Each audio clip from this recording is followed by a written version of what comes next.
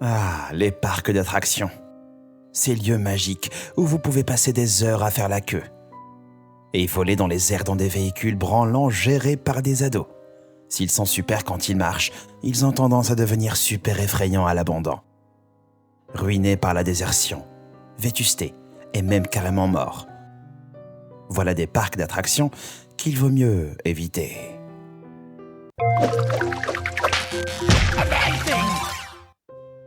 Six Flags à la Nouvelle-Orléans. Cette version de la célèbre chaîne a vu le jour en 2000 sous le nom de Jazzland et devait être centrée sur la Nouvelle-Orléans. Jazzland a été racheté par Six Flags en 2002 et était populaire auprès des habitants et visiteurs. Enfin, jusqu'à ce qu'une catastrophe totale s'abatte dessus. C'était l'ouragan Katrina en 2005. Le parc a passé plus d'un mois sous 2 mètres d'eau saumâtre, ce qui a abîmé ses manèges et ses infrastructures de manière irréparable. La plupart ont été désinstallés, mais le parc garde un mélange de morosité et d'une certaine effervescence, dû au fait que des alligators vivent parmi les vestiges de ces manèges aquatiques. Quelques humains s'y aventurent parfois. Il a été utilisé pour tourner La planète des singes, L'Affrontement, Jurassic World et d'autres films, et est populaire chez les courageux explorateurs urbains sur YouTube. Dinosaur Land en Angleterre. Quand on voit Jurassic Park, les dinosaures sont plutôt terrifiants, mais ils le sont encore plus quand ils sont fissurés, sales et moisis. Quand Dinosaur Land, un parc style préhistorique à Tamworth en Angleterre, a fermé ses portes il y a 10 ans. Ses habitants ont été abandonnés. Le parc qui invitait les visiteurs à explorer les merveilles d'un âge perdu est maintenant lui-même perdu dans le temps. Des dinosaures poussiéreux se cachent à chaque coin de rue. Et les hommes des cavernes sont couverts de toiles d'araignées. Spree Park à Berlin. Aussi appelé Culture Park Planterwald Berlin. Ce parc était en Allemagne de l'Est. Le parc et le pays appartiennent maintenant au passé, depuis la réunification de l'Allemagne dans les années 90. Malgré sa popularité pendant l'occupation soviétique de l'Allemagne de l'Est, la fréquentation a baissé et il a fermé en 2002, à cause du manque de visiteurs. Mais l'histoire ne s'est pas arrêtée là, vu que le propriétaire du parc a emmené certains de ses manèges dans des conteneurs en déménageant au Pérou pour essayer de créer un nouveau parc. À son retour en 2004, on a découvert qu'il utilisait les manèges pour faire importer 180 kg de poudre péruvienne pour le nez vers l'Allemagne. Et lui et son fils ont été arrêtés. Le parc a été ravagé par la pourriture et des incendies criminels. Il devient juste qu'un endroit triste et étrange. Dogpatch dans l'Arkansas. Ce parc sur le thème du sud des USA a été conçu pour ressembler à une vieille ville de l'Amérique profonde et marchait de la fin des années 60 au début des années 90. Basé sur la ville fictive de la bande dessinée, l'île Abner du dessinateur Al Capp. Le parc avait tout. Un étang de pêche, des cavernes et même de l'équitation. Il y avait des personnages avec des noms folkloriques, comme Hairless Joe, qui se promenait dans le parc et parlait aux visiteurs. J'aime imaginer que les acteurs parcourent encore le parc, se plaignant que c'est plus comme avant. En 2002, le parc a été mis en vente sur eBay pour 1 million, mais a reçu aucune offre. Avec les cabanes délabrées, structures effondrées, étangs putrides et la rouille omniprésente. C'est pas très surprenant. Lincoln Park dans le Massachusetts. Ce parc fantôme du Nord-Est était une destination populaire pendant plus de 60 ans après sa création dans les années 20. Même les Kennedy l'auraient fréquenté. Mais en 1986, un accident mortel sur The Comet, une montagne russe en bois, a amorcé son démantèlement. Les gens sont devenus méfiants de ces normes de sécurité. Avec d'autres quasi-accidents impliquant un équipement délabré et des défaillances des freins. Le nombre de visiteurs a vite chuté. Lincoln Park a fini par fermer ses portes en 1987. Et tout ce qui en reste sont ces structures en bois en décomposition.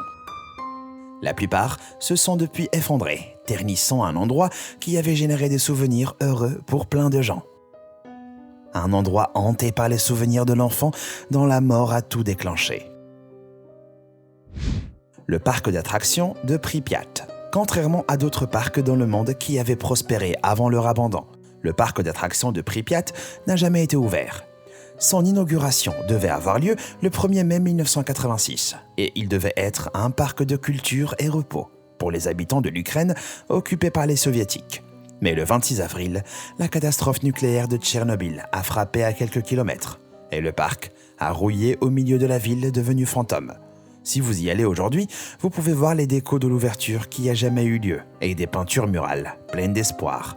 Les visiteurs y laissent des animaux en peluche près de la grande roue, des autotamponneuses et des bateaux oscillants en mémoire de ceux qui sont morts à Tchernobyl. Le triste contraste entre les manèges innocents et couleurs pastel.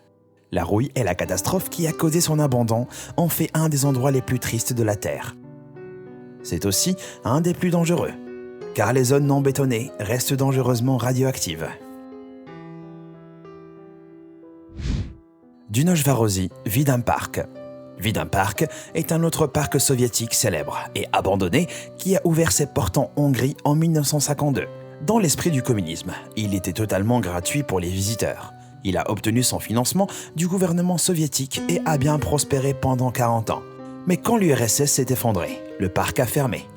Les enfants hongrois souriants ont été remplacés par des manèges cassés, une propagande effrayante de l'ère soviétique et une structure en forme d'araignée qui le surplombe. En tendant l'oreille, on entend Lénine maudire ses successeurs.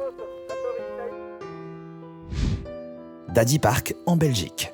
Situé près de la frontière française avec la Belgique, Dadi Park était un parc pour les enfants ouvert en 1950. Après des années de popularité, l'obscurité a commencé à s'infiltrer à travers les fissures des murs aux couleurs vives.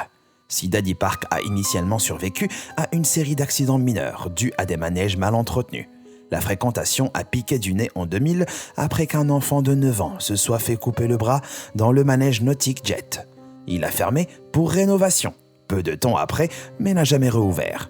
La nature reprend le dessus, donnant un aperçu de ce à quoi pourrait ressembler un monde apocalyptique. En un mot, rouillé. Le parc des voyages de Gulliver au Japon. Au pied du mont Fuji se trouve un géant attaché au sol. Il est couvert de graffitis, mais était autrefois gigantesque, représentant le personnage principal des voyages de Gulliver de Jonathan Swift. Le gouvernement japonais a financé des projets de construction dans les années 90 pour tenter de stimuler l'économie. Mais un parc d'attractions au thème aussi spécifique était peut-être pas le choix le plus judicieux. Ce parc n'a pas réussi à attirer assez de visiteurs et a fermé 4 ans seulement après son ouverture en 1997. Il y avait aussi sûrement un problème de localisation. Après tout, c'est dur de croire. Voulaient emmener leurs enfants si près de la tristement célèbre Aokigahara, ou forêt des suicides. S'installer à quelques kilomètres de la destination suicide la plus populaire au monde, à part le Golden Gate Bridge. Ça dit pas vraiment journée sympa en famille. Les environs abritaient aussi le siège d'Om Shinrikyo, un culte religieux qui a tué 13 personnes en 1995. L'histoire sinistre de la région, en plus des restes quasi démolis du parc, en fait une destination vraiment effrayante. Les mondes perdus de Disney.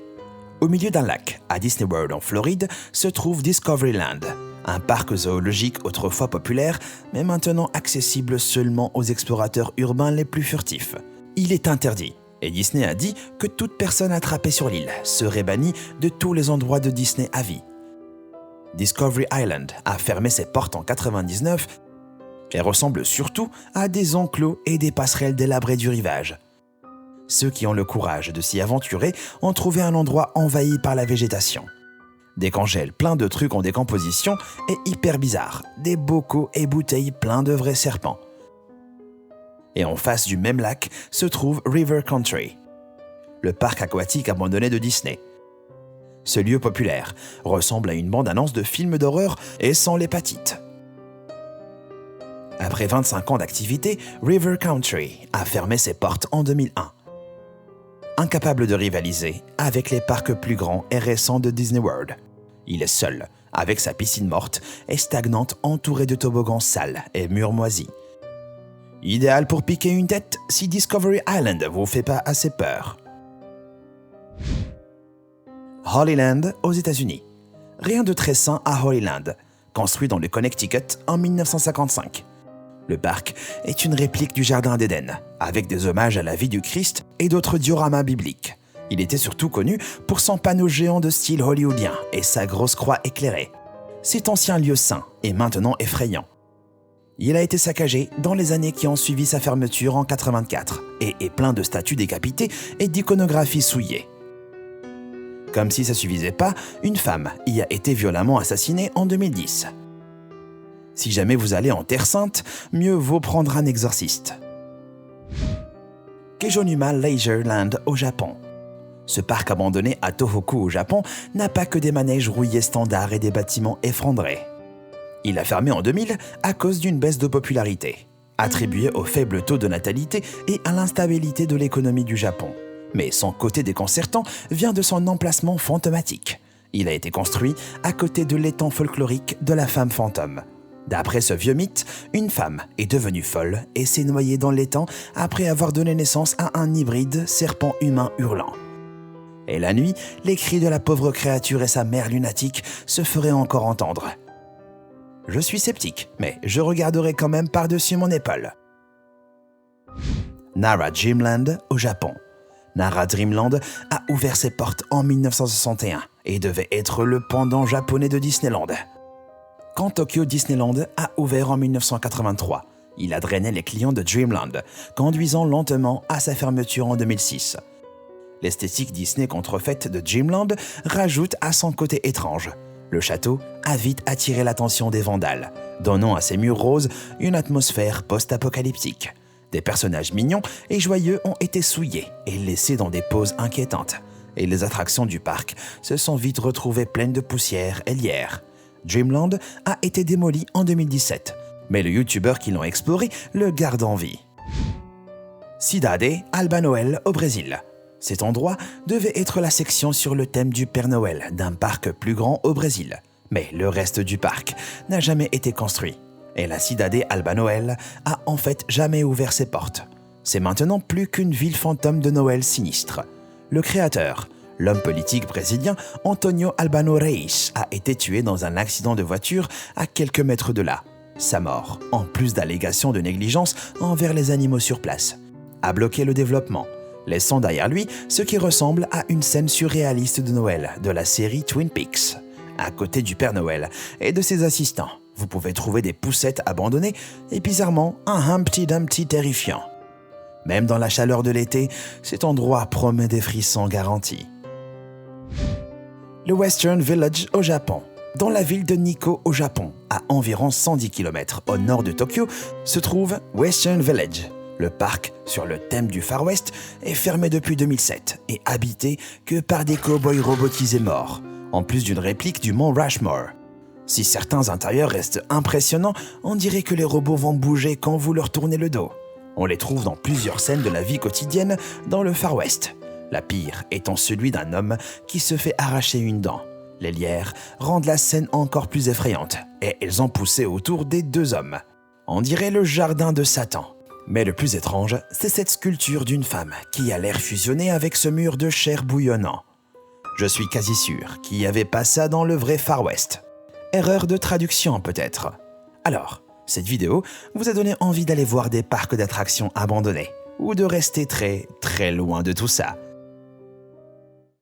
Dites-moi ce que vous en pensez et lesquels vous visiteriez dans les commentaires. Merci d'avoir regardé et comme toujours, à bientôt.